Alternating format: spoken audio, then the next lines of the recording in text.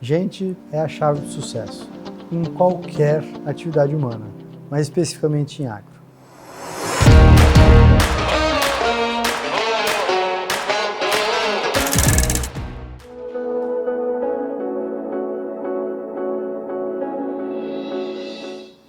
A agricultura é uma simplificação do meio ambiente. Muito simples do ponto de vista genético, que uma planta é muito parecida com a outra, ou um animal muito parecido com o outro. Então o que a gente tem que fazer é lançar uma tecnologia, porque eu brinco como o cubo mágico. Você aumenta a complexidade daquele ambiente para poder ter mais sustentabilidade. E trazer mais complexidade quer dizer trazer mais diversidade, seja com controle biológico, seja com rotações de cultura, seja com época de plantio, seja com combinação de várias maneiras de mitigação de pragas, plantas daninhas e doenças, né? Químico, físico, vários meios distintos. E a tecnologia é central para isso, porque você tem que ter capacidade de dominar essa tecnologia agrícola e agronômica para poder tomar as melhores decisões do ponto de vista de tempos e ao longo das culturas. Gente é a chave do sucesso em qualquer atividade humana, mas especificamente em agro. E tem um aspecto que é fundamental entender. 80% da população brasileira está a 100 km da costa e o agro acontece geralmente dentro e emprega praticamente 1/3 da população. Consequentemente, existe uma falta crônica de pessoas. Portanto, saber atrair, treinar e reter talentos é fundamental. A tecnologia tem feito muito para o aumento da produtividade da mão de obra no campo, né? E isso nós temos sido bastante felizes em ajudar nesse aspecto, e também do ponto de vista de treinamento, do ponto de vista de alinhar incentivos com os colaboradores de uma determinada empresa. Isso faz com que a longevidade daquelas pessoas naquela companhia aumente e, consequentemente, fique muito mais fácil de se ganhar produtividade e ganhar competitividade no campo.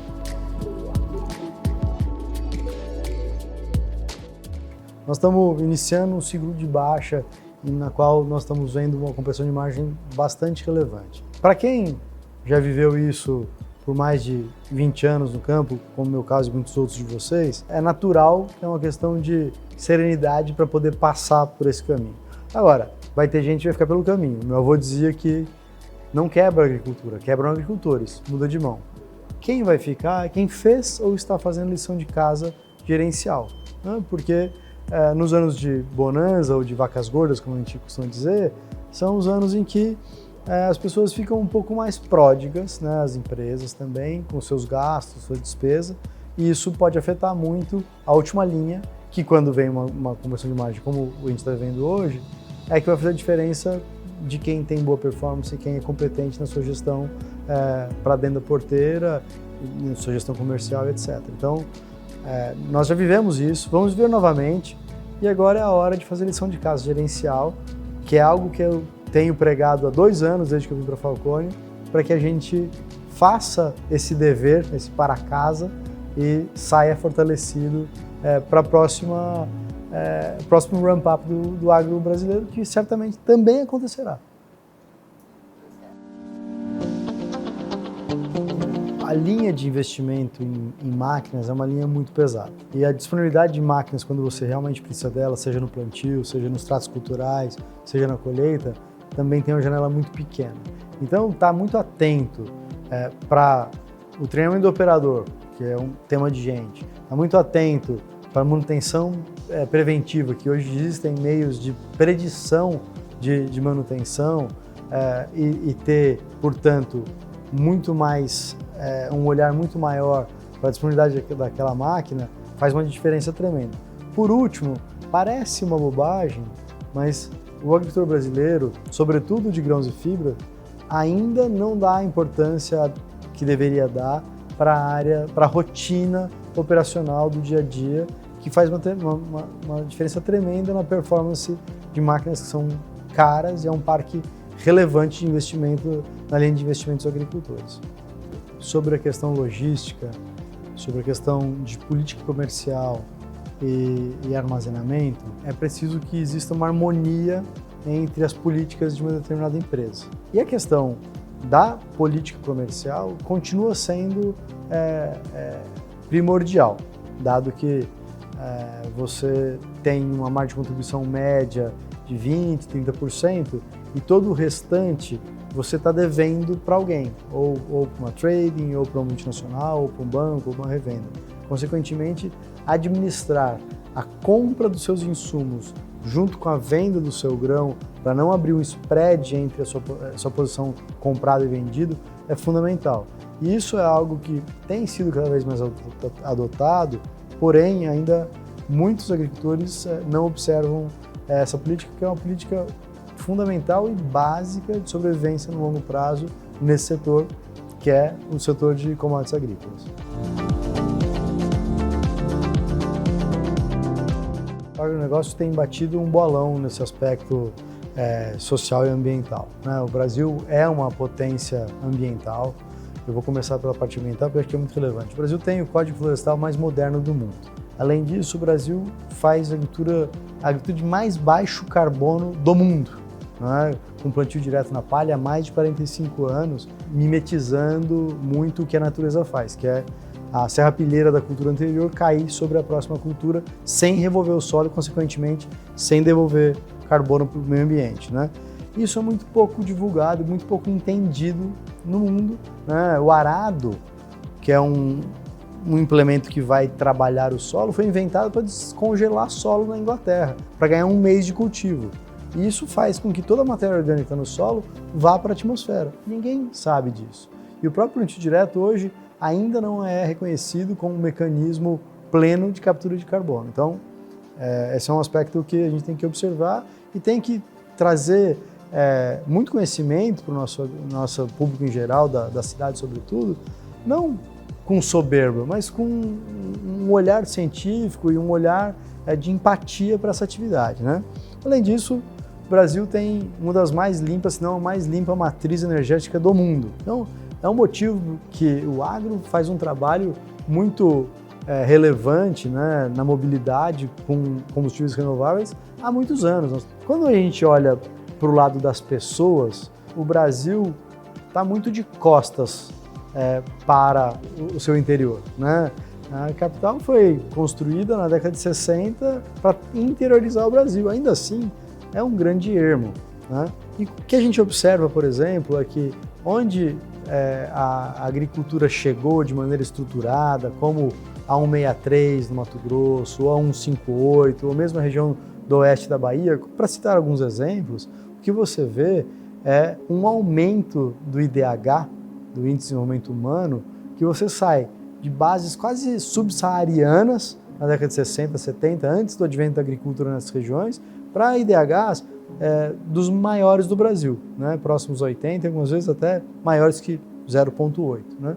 De modo que a agricultura, quando ela vem para uma região, diferente de algumas outras culturas, algumas outras empreitadas humanas mais extrativistas, você tem uma transferência de renda brutal, né? Porque você precisa de muita gente. Então, depois que chega a estrada e a agricultura, chega o médico, a escola, a assistência técnica, a loja de pneu, o dentista e por aí vai desenvolvendo centros de bastante excelência, de bastante desenvolvimento humano nos rincões do interior do Brasil, né? Então, porque justamente você tem uma observância de uma demanda de muita gente de trabalhos qualificados que pagam bem, muito acima do salário mínimo e cria uma classe média urbana e rural do interior do Brasil. É bonito de ver, viu? Vale a pena.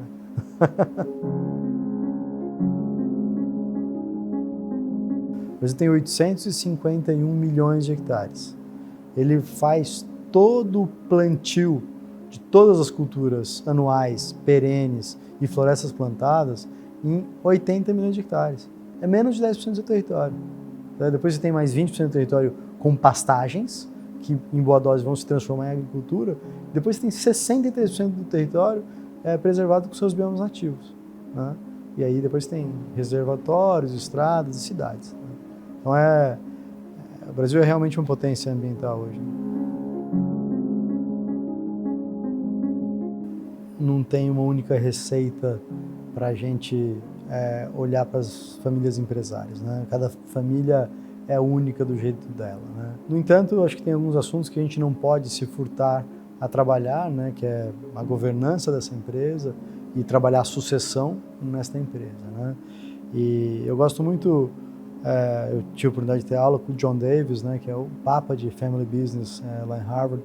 E acho que primeiro entender as 3 dimensões da família empresária, né? Que é a família, a propriedade e a gestão do negócio, e apropriar papéis, deveres e direitos em cada uma dessas esferas, que em alguns casos elas estão concêntricas, em outros casos elas estão mais afastadas. Isso é preciso jogar luz e clareza e muita discussão para um bom entendimento para esta família empresária. E um outro número que eu gosto muito também, que eu aprendi com o John Davis, é o trinômio 1, 6 e 60. Né? O John Davis prega que para uma empresa familiar ter sucesso, ela precisa de ter uma pessoa da família no negócio para garantir que a cultura e os valores daquela família se perpetuem naquela empresa. E ele pode estar tanto no conselho quanto na operação, num nível até gerencial. Se for um nível muito baixo, não tem como influenciar aquela companhia. O segundo número é que a razão pela qual uma família cresce, né, ou a progressão geométrica que ela cresce, é em torno de 6% ao ano. Então a empresa deve crescer 6% ao ano acima da inflação para garantir que em 20, 25, 30 anos, aquela família tem a mesma condição de consumir na primeira geração, na segunda, na terceira geração.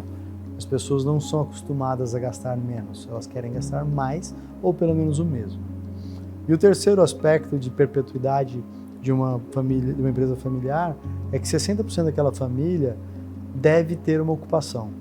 Uma ocupação, seja no negócio familiar, seja em outros negócios que não o negócio familiar, ou até em aspectos de filantropia ou artes, enfim, qualquer tipo de ocupação que realmente tome o tempo de trabalho daquela pessoa. Por quê? Quando você tem 60% ou mais de uma família empresária trabalhando, você tem mais gente trabalhando do que pensando em gastar ou pedir mais dividendos pela companhia. Então, eu gosto muito de observar esses parâmetros e falar abertamente com as famílias, né, que causa um certo incômodo muitas vezes, para poder ajudar e orientar essas famílias no longo prazo, na perenidade, na perpetuidade de negócios que o seu fundador fez com tanto amor e tanto carinho e que tem a chance daquela família continuar operando por muitos anos.